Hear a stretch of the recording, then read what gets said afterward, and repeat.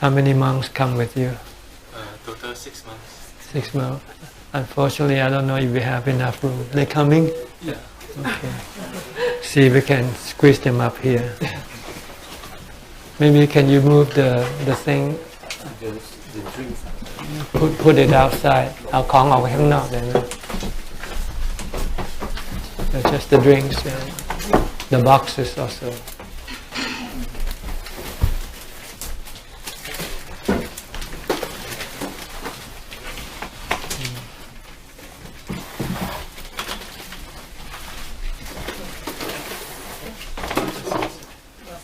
And the things in the boxes. Okay.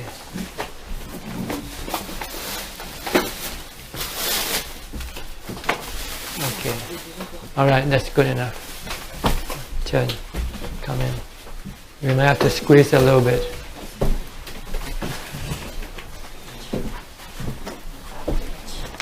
Come closer.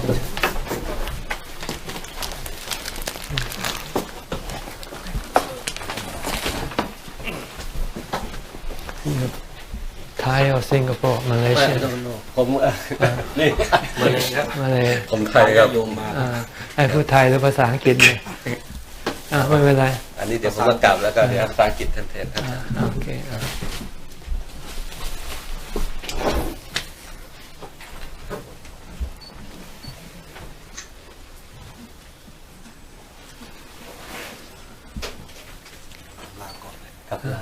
ไปก่อนเลย เรื่องสภาพครับ ได้ ครับ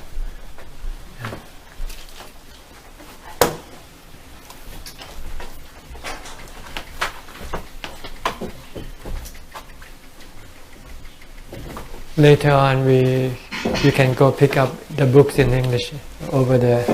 We have books put out there. You can pick whatever you like. Okay. Okay, make yourself comfortable. Sit down.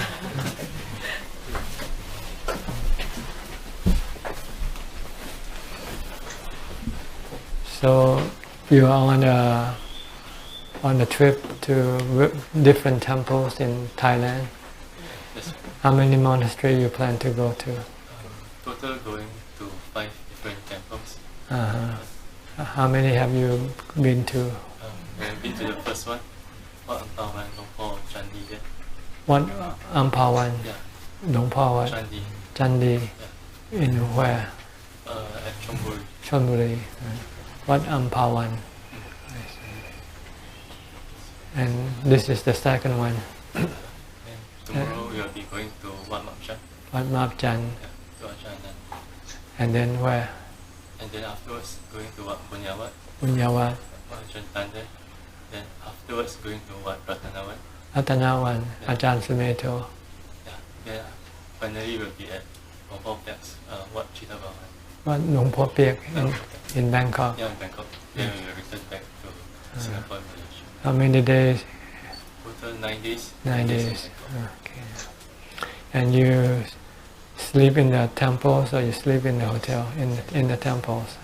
Okay. Books are well distributed in Singapore. Okay. Wat Palela. Wat Palela. All right. One book too. Mm-hmm. We have a new book just came out, so you can pick them up. Is there anything you want to ask? Any question? Just now you talking about Satipatthana, but the Samadhi Panya in Thai, right? You're talking about we cannot get the Samadhi if you don't get the wisdom and all these things. It'd be interesting if you can touch a little bit on that. Okay. Well, the practice that the Buddha taught us is for the purpose of eliminating our desire, our cravings, because our happiness or suffering depends on our having cravings or not having cravings. If we have no cravings, no desire, we will have happiness. If we have cravings and desire, then we will have suffering. So if we want to have happiness, then we must stop our cravings, stop our desire. And the tools that we can use to stop our craving and our desire are the practice of dana, sila, and bhavana. Bhavana is the development of mindfulness, sati, samadhi, and panya. So this is what we have to develop, or else we will not have the strength to resist our cravings and our desire. So I give an example. If you want to buy something with your money, even though you don't have to, but you want to, you have the desire to buy something, it would be better if you use that money for dana instead. Spend it on charity. Then you stop your desire to buy that thing. For instance, you might want to buy a new clothes, even though you have already plenty of clothes to wear. So you, instead of spending money on buying clothes because you have the desire to buy it, then you spend the money on charity instead. Then you stop your desire, because you don't spend money, you don't buy the thing that you desire for. If you keep doing this with everything that you desire for, then eventually your desire will disappear. And as far as using money is concerned, other desire is still there, but the desire to buy things, to use money, to go places, to make you happy, it's a false kind of happiness. It's fake happiness. It's not real happiness. It's only happiness briefly. When you buy something you want to buy, when you get it, you feel happy for a few days. Then after that, it disappears. Then you need to buy some more things to make you happy again. But if you stop buying things that will make you happy, then you will be happy because you have no pressure on you to buy anything anymore. And so when you can stop spending money on your cravings and on your desire, then there will not be need to have so much money. You don't have to work too much. You might be able to work part-time to get enough money to pay for the necessity, like food, shelter, rent, electricity bill, so forth. But it won't be that much money compared to the money that you spend on your cravings and on your desire. So then you don't have to work too much. Then you would have time to go develop the other Dhamma to use against your cravings and your desire. See? So then you have time to go stay in the temple, keep the 8 precepts, and then develop mindfulness by walking and sitting in meditation, and develop wisdom. The wisdom is, the Buddha teaches us that our happiness and our suffering is dependent on our having desire and craving or not. If we can stop our desire and our craving, we will be happy. If we do what our craving and desire want us to do, then we will have fake happiness, and it will turn into suffering later on when we can no longer get what we want. So this is wisdom. Before you can use wisdom, you first have to have samadhi, because samadhi will give you happiness within yourself. You can sit, meditate, and your mind concentrate, become appana samadhi or jhana. Then you will have developed an inner peace, inner happiness. And this inner peace and happiness will make you have the strength to resist your cravings and your desire. When you come out of your samadhi, come out of your concentration, come out of your jhana, and you start to have desire for something, you can resist it. Like when you come out and you say, I want to drink a cup of coffee, and you say, well, this is desire, because you want to drink something that you don't need to drink. But if you have to have some water for your body, then this is not desire, because it's necessity. So if you're thirsty, just drink water. Don't drink coffee. See. So when you don't drink coffee, after a while, the desire to drink coffee will disappear. Then you will no longer need to drink coffee, because you don't need coffee. The body needs water. The desire needs coffee.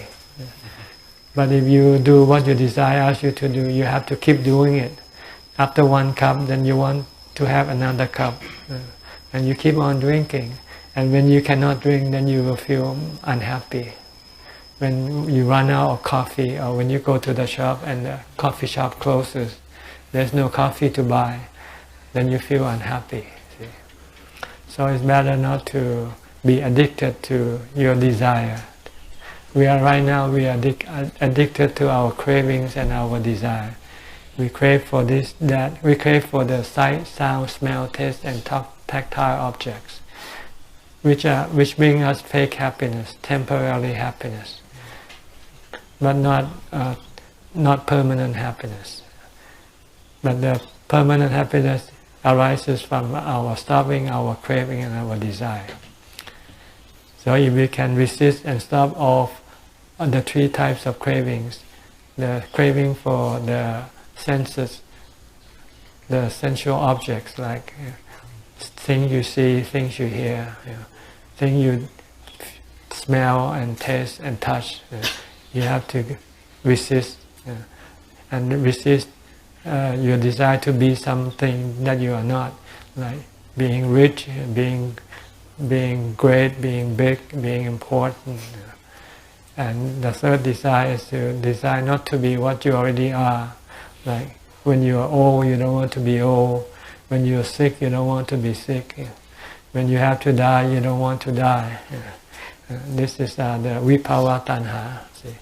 So you have to get rid of these three desire or cravings.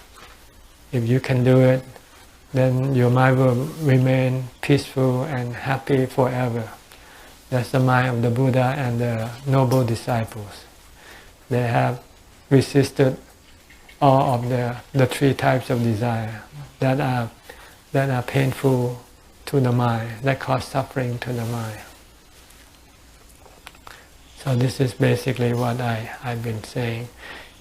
And what you need to have is, first, if you still use money to buy happiness, you should stop and spend it on charity instead.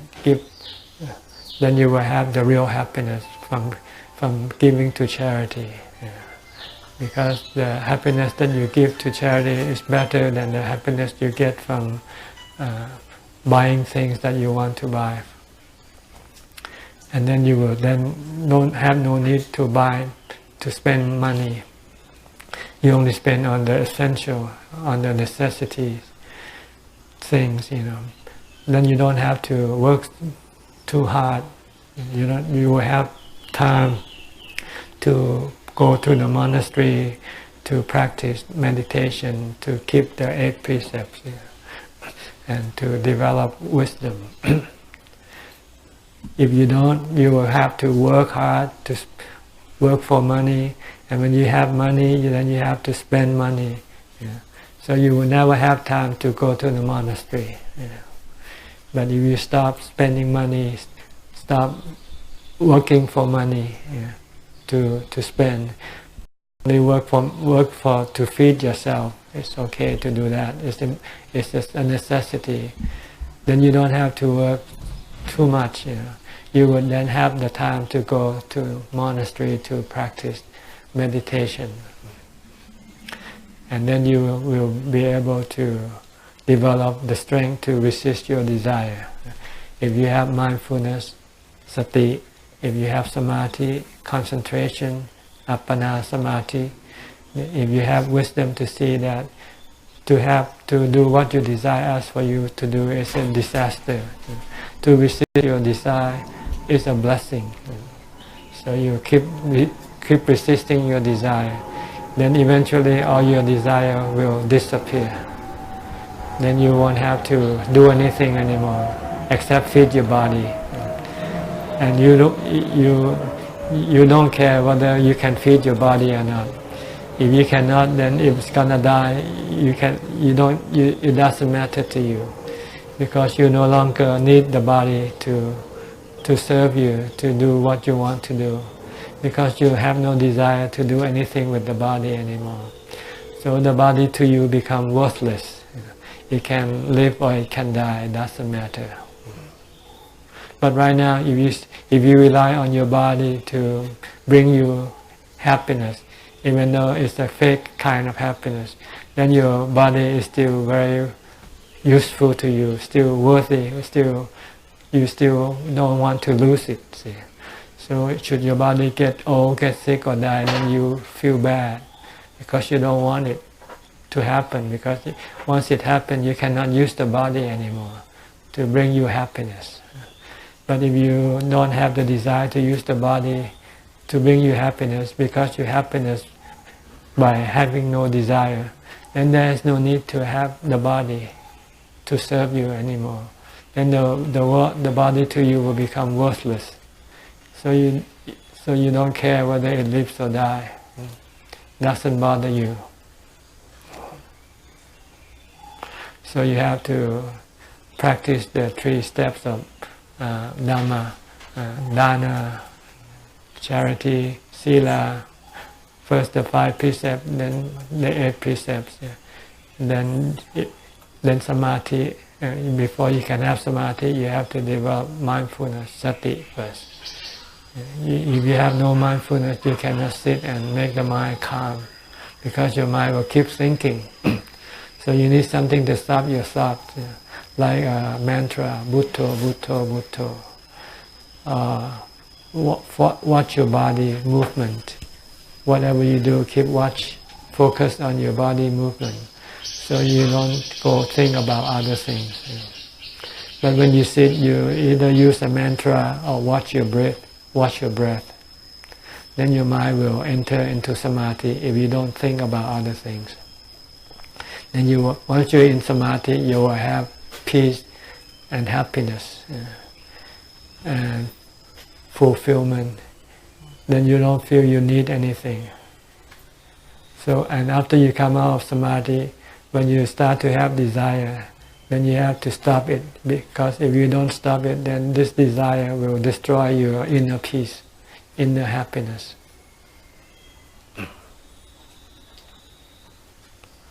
Okay? Got any more questions? Okay. Can you speak louder?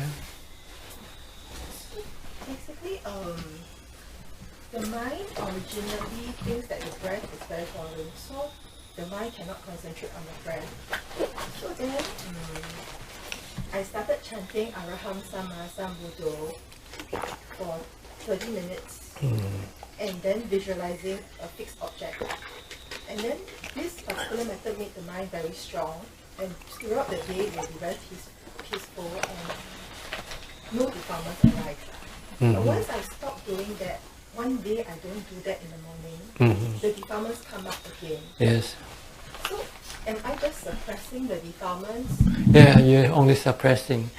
To eliminate your defilement, you have to use wisdom.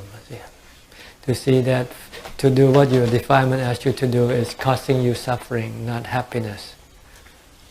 You have to move to the next step. Before you can move to the wisdom step, you must first have the ability to calm your mind, to bring some happiness in your mind first. So how do I do this? You have to sit still and enter into jhana. But chanting cannot lead to jhana. No, chanting will start you toward jhana, but you have to stop chanting and then concentrate on an object instead, like your breath. Or you're mentioning of something of a picture in your mind. You can use that picture to get your mind to enter into jhana. Okay, so maybe after 30 minutes of chanting the same thing, 10 minutes of metta meditation, then I stop chanting and then go and fix onto an object. That's right. And keep staying on that object only. For how long? until your mind enter into jhana, and then that object will disappear once the mind enter into samadhi. And only with samadhi then we can develop wisdom. You can develop wisdom without samadhi, but you will have not the strength to use wisdom to kill your defilements. You need the strength of samadhi to help you use wisdom to kill the defilements. So currently what I'm just doing is I'm stopping short of moving to the next step to kill the defilements. Yeah, first you need to have samadhi. Then you can move to wisdom to teach the mind that by doing what your defilement asks you to do is bringing you suffering, not bringing you happiness. So you must resist your defilement, not follow your defilement. And once you know that you have to resist, if you have no samadhi, you have no strength to resist. But if you have samadhi, then you will have the strength to resist your defilement. Then once you resist your defilement, then your defilement will eventually fade away, disappear forever. So for example, the defilement is anger. So as long as every time anger arises, we don't react to it. Anger arises, we don't react to it. It will disappear after a while. No, you have to get rid of the cause of anger. See, the cause of anger is your desire for something. When you don't get what you desire for, you get angry. So you have to get rid of your desire for wanting something. If you have no desire to want something, then you won't get angry. Like you desire to have a cup of coffee and they bring you a glass of water instead, you get angry because you don't get what you want. But if you say, just bring me anything, then you won't get angry whether you get a glass of water or get a cup of coffee. So you have to get rid of your desire, your cravings. Watching the root of the craving that caused the anger. Yeah. Once we see the root of the then source, you have to get rid of the source, get rid of your cravings. Yeah. You want your friend to go with you to shopping, and your friend doesn't want to go, so you get mad, get angry at your friend. See? So you say you should not expect to get anything from your friend. Just ask them if she wants to come or not. If she doesn't want to come, okay, it doesn't matter. See? Then you don't get angry. So you must not have desire on anybody or on anything. Don't expect to get anything from anybody or anything. Then you won't get angry or disappointed. So that is the way to remove anger totally. Right, because anger is the result of your desire, of your craving. When you cannot get what you desire for, you get angry or disappointed or sad. But if you have no desire, then you don't get disappointed. You don't get angry. This is wisdom. You have to teach your mind. Ajahn, just now you mentioned you have to concentrate on the object. We have been sort of like exposed to a lot of meditation teacher. Some is talking about noticing your breath at the tip of your nose. Some is going through to the abdominal and coming out, and then inhale and exhale. Does it matter which method? No, it doesn't matter. There are 40 different methods called 40 kammathanas. Kasina and all this. Yeah, you have to find the method that suits you. That brings you the result. See? If you don't know, then I just tell you to use Bhutto or use the breath. But if you have something else better, use it. This is just a general guideline for people who doesn't know what to use. Then try Bhutto first. Try chanting first. Then after you chant for a while, you feel tired, you want to stop chanting, then focus on an object. You can focus on your breath, you can focus on a picture. Maybe think of the picture of the Buddha, of a Buddha image, of a teacher you love, you respect. This is like a scener, see. But whatever object you focus on, the nidita will come along, is it, after a certain time? No, if you focus on one object, no other object can come up. See, it's only when you stop focusing, then other object can come up. If you keep focusing on just one object, then no other object can come up. See, the same way, if you keep focusing on your breath, no other object can come up. It's only when you leave your mind alone and not focusing on anything, then any object can come up. So it's important to have something to control your mind, to protect your mind from creating all sorts of objects. Because the goal of meditating is to enter into emptiness, enter into space where there is nothing but peace and happiness.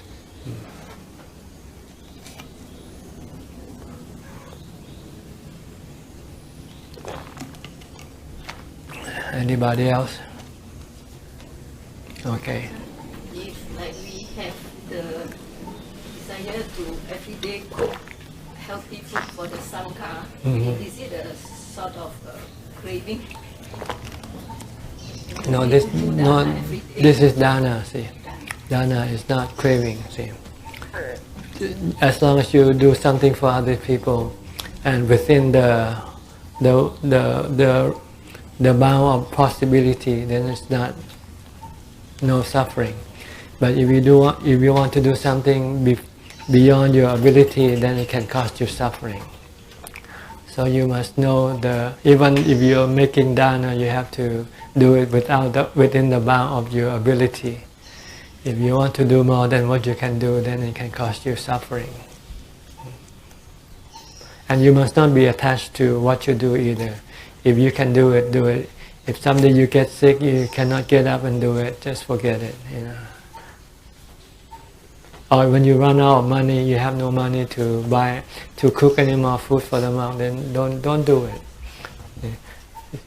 Dana is only to make good use of your money instead of using it recklessly or dangerously to yourself. That's all. That's the purpose of dana. The dana is just one step to lead you to the next step of keeping the 8 precepts and practice meditation. So after you have done enough dana, then you should move on. You should not be stuck with dana for the rest of your life.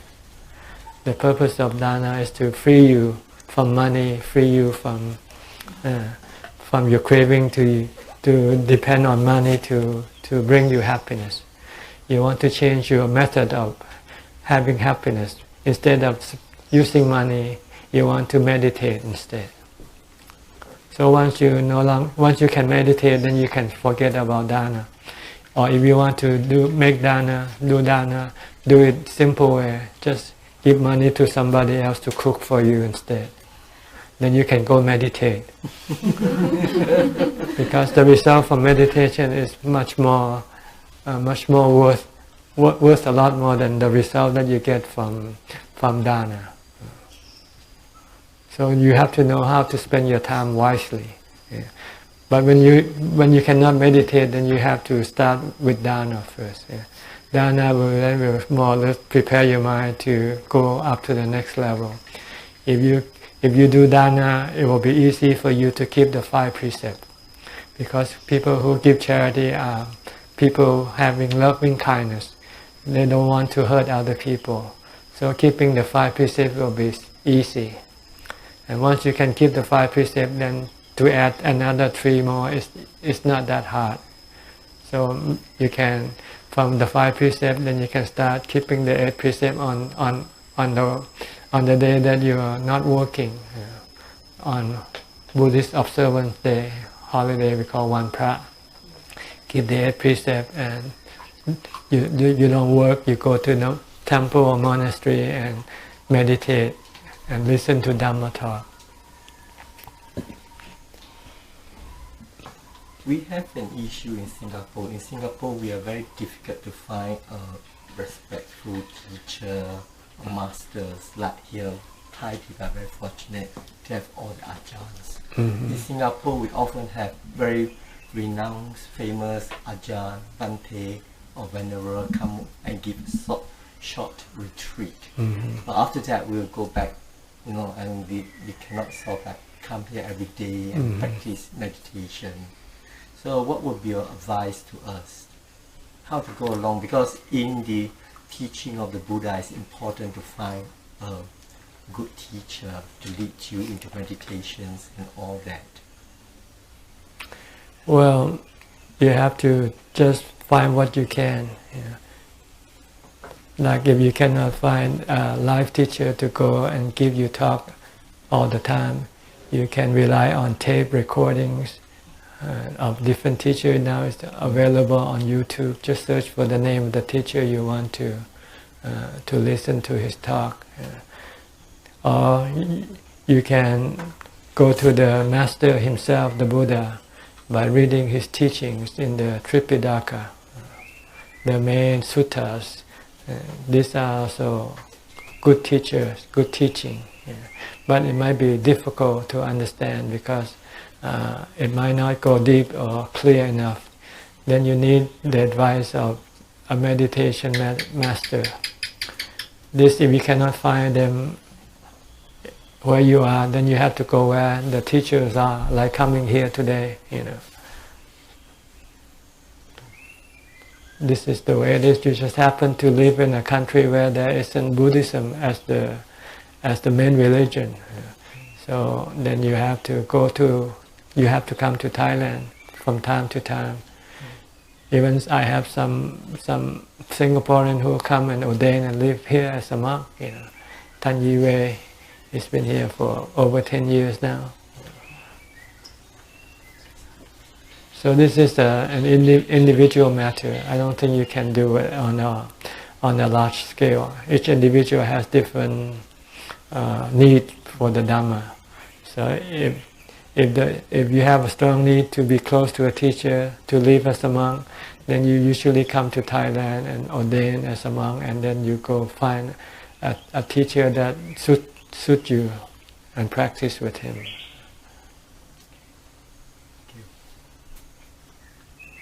Like Thai people here, they like to go and to America to study in the famous university like Harvard, MIT. They have to go to America because you cannot bring Harvard or MIT to Thailand. It's the same way. If you want to study with a meditative teacher, then you have to come to Thailand. Go to a monastery where there's a teacher who can teach meditation. The teacher who goes there just to maybe to sow the seed of Dhamma, to sort of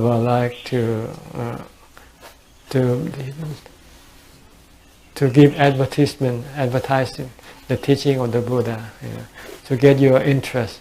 Once you're interested, then it's up to you to research, to look for the Dhamma yourself, whichever way you can, from books, from CDs, from the internet, and then you will be able to advance your study. But when you come to practice, then you need a life teacher. You need somebody who can guide you when you have problems, and you need the surrounding, the environment that encourage your practice. This usually happens. You find it in a forest monastery, the forest tradition. If you go to other temples or other traditions, they don't encourage you to meditate. They encourage you to give dana or do chanting, but they don't practice much, because they're not that type of. They're not meditative.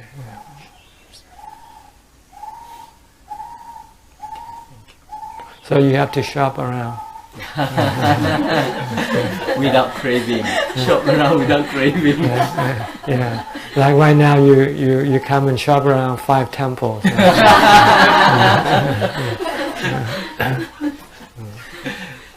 This kind of desire is okay because it's the desire. It's not the desire you want to get rid of. Okay. It's the desire for Dhamma. The Buddha said the desire Dhamma excel all other kinds of desire, because the taste of Dhamma excel all other kind of taste. So if you desire for Dhamma, this is not wrong. But if you desire for money, for fame, and then this is wrong to desire for. Sorry, Ajahn, one last question.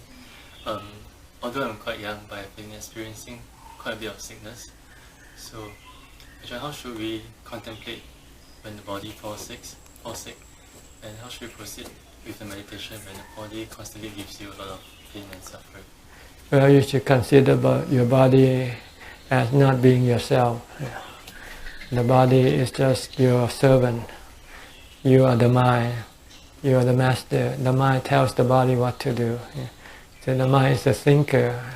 Is the one who acknowledges things that come through the body, like what the body sees. It's the mind that acknowledges the picture that the body sees.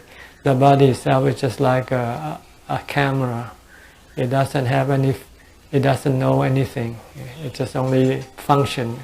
It functions by receiving the senses, the sensual objects, and send it to you. You are the mind. So this is the first understanding you should have, that you and the body are two separate persons. Your body is like your servant. So you should treat your body like a servant. Don't treat it like yourself. See? So if what happened to your servant if your servant is sick? You give it medicine, right? But if the servant is painful, you don't have to feel painful with the servant. See? The problem is when you feel painful with the pain of the body is because you want to get rid of the pain. See? So if you can resist this desire to get rid of the body pain, then there would be no pain in your mind. See? Meaning you should accept the sickness of the body. Don't try to have any desire to get rid of it. But you can fix it if you can by going to a doctor. If the doctor tells you to take medicine, take it. But your mind should remain separate from the body, and don't expect that it has to get well or not. Just take it whatever it comes. If it gets well, okay. If it doesn't get well, just live with it. Then you will not be, you will not suffer in your mind. Then you can live with your body pain. Try to do that. Yeah, and one way to do it is to meditate when you are sick. Try to concentrate on your breath or using a mantra, and stop worrying about your body. Because the more you think, the more you worry, the more painful your mind becomes. So you just ignore the pain. Right. Yeah. And focus on the meditation. Right. Right. But you fix the body in as much as you can by taking medicine, by going to the hospital. But you should not worry or you should not expect it to get well or not get well. Just let things happen. If it's going to get well, fine. If it's not going to get well, what can you do? If it's going to die, what can you do? Let it die. It's not you. It's the gift from your parents. Your body comes from your parents, right? Your father and your mother. You come and receive it at the time of conception. See, you left your old body behind when your old body died. So you go look for a new body. So when your parents conceived a new body, then you go and receive that body from your parents. So just try to picture this, that you are the mind, not the body. You just happen to come into possession of this body. It's a gift from your parents. But it's a gift with condition. Is that this body will get old, get sick and die. Don't ever forget it. This is the condition on your acceptance of this body. So if you can accept the condition, then you will not feel painful when it happens. The problem is if we forget this condition, or we've never been told of this condition, when the body gets sick, we start to get angry, we start to get disappointed or sad, because we thought this body gonna be well all the time. So one of the things that you should maintain is keep reminding yourself that this body once it's being born, it's subjected to aging, sickness, and death. And nobody can make it any other way. It has to get old, get sick, and die. And once you are reminded of this condition and you accept this condition, then your mind will not be hurt by the aging, sickness, or death of the body.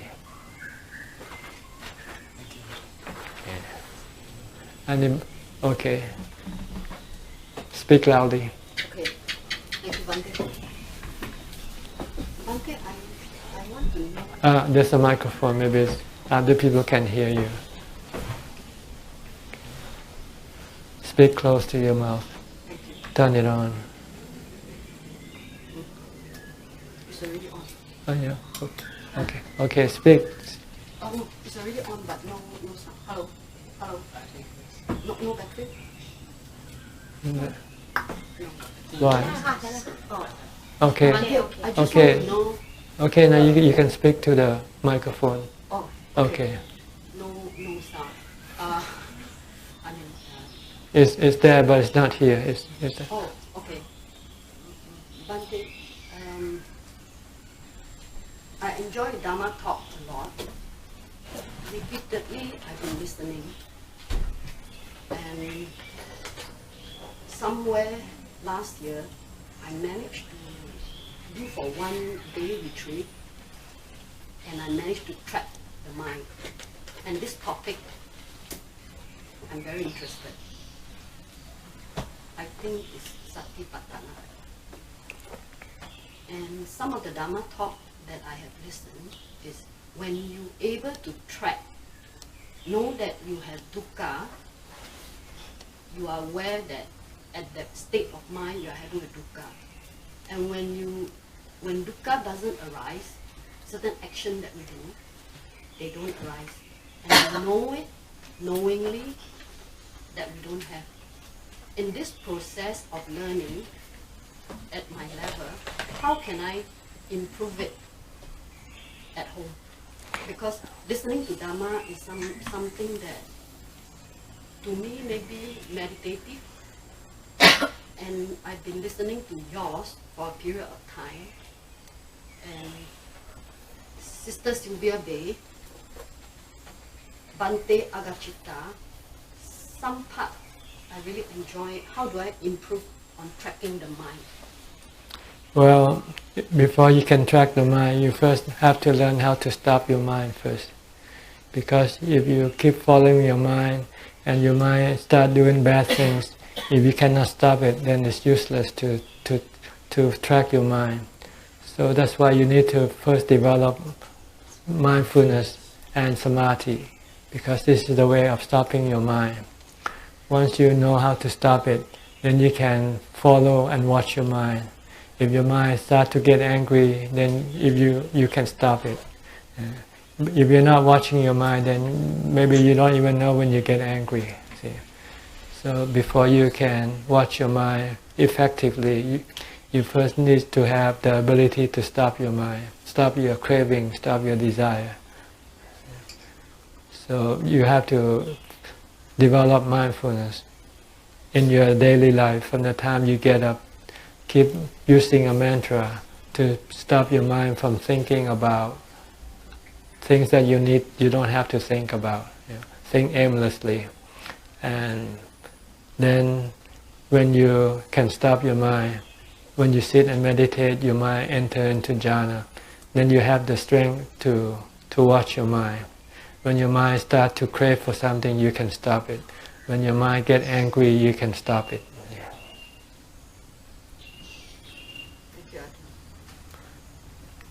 This happens every day in your daily life.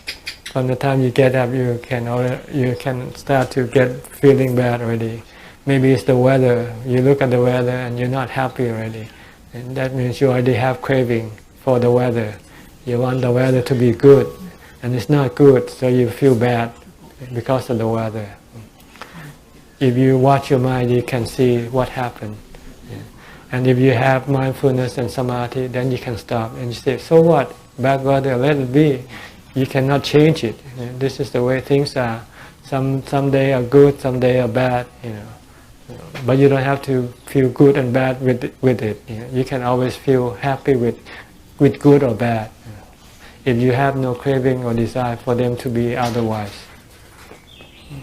You have to learn to accept things as they are, as they come. Then you will have no dukkha in your mind, no suffering in your mind. Okay.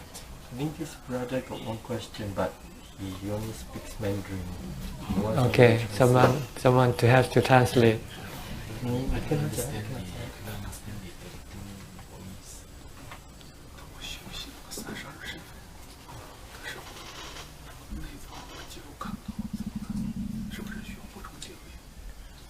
So he's actually from China, so he's asking this question.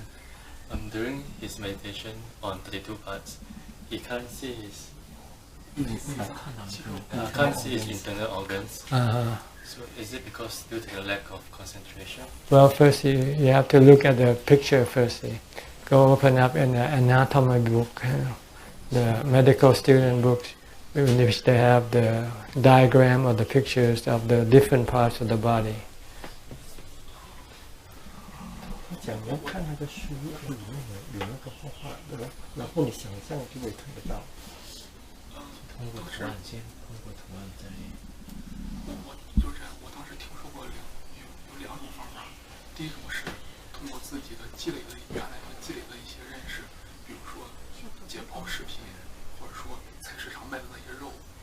第二种方法就是通过观呼吸发展定力，然后就能够透视。这两种方法是不是第二种方法才是效果最好的？ Okay, so he has heard of two ways of doing the 32 parts. One is, as Ajahn explained, to look at the pictures of the diagrams of these body parts. And the second way is to develop concentration. And with that concentration through the breath meditation, and with that concentration, look within the body to look at the two parts. So, No, you cannot use the concentration to look at the body, because concentration brings you emptiness. When you enter into jhana, you don't see anything but emptiness. See, so what you need concentration to be able to concentrate on watching or looking at the body parts.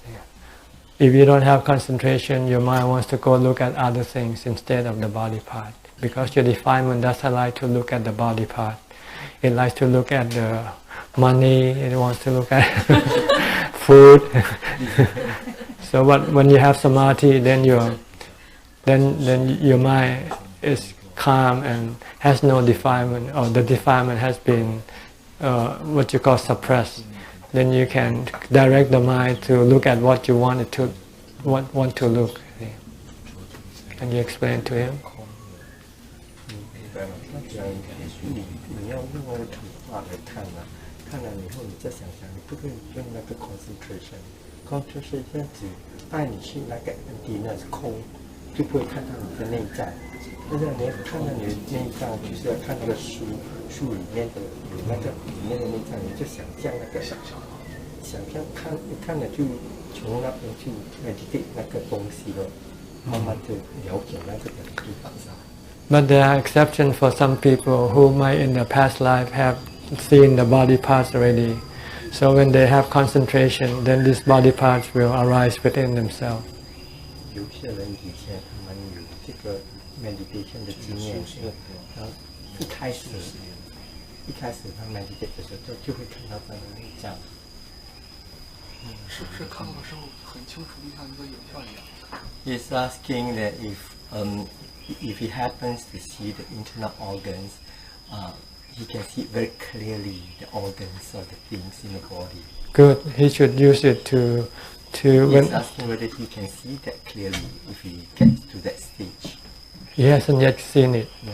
So if he hasn't, then he has to go look for it. See, because that means in the past he might not have seen it before.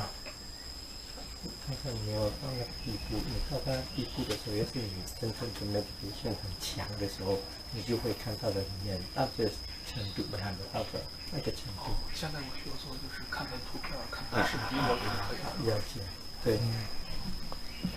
And then see and try to bring it into the mind. Try to Try to memorize the picture. Commit it to memory. 就跟我们去上在记得那里面，比如说我看到你的心，你的肚子还是你的肺脏还是什么，就用这个方法来 meditate. Okay. Thank you. Okay. Maybe this is about all you want to ask, right? Okay. Well, thanks for coming by, and hope that you advance in your practice and be able to see the light of Dhamma soon. Yes. Okay. Sadhu, sadhu, sadhu. And you can go pick up the books over there, over the other building. We have a new book just printed.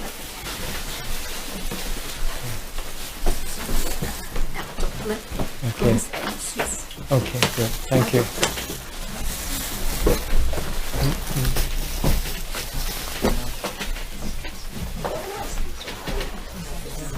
I realized that if I had the money, I don't use it. Yeah, then right, then you can give to charity.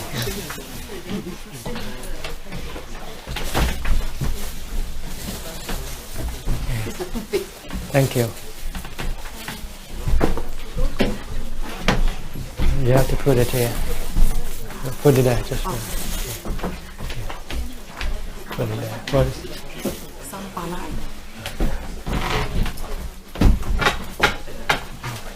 เอาไว้ตรงนี้ก่อนนะครับ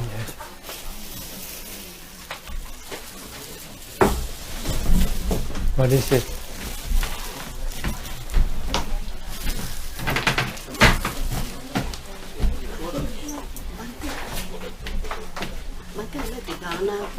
For my mother, my late mother.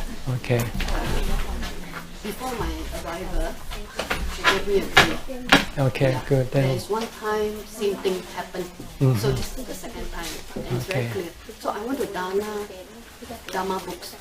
What is the best way? That means within my means, since I'm here. Well, you can put money in an envelope and say for Dana books. And when we print books, we'll use that money for the Dana books. Thank you.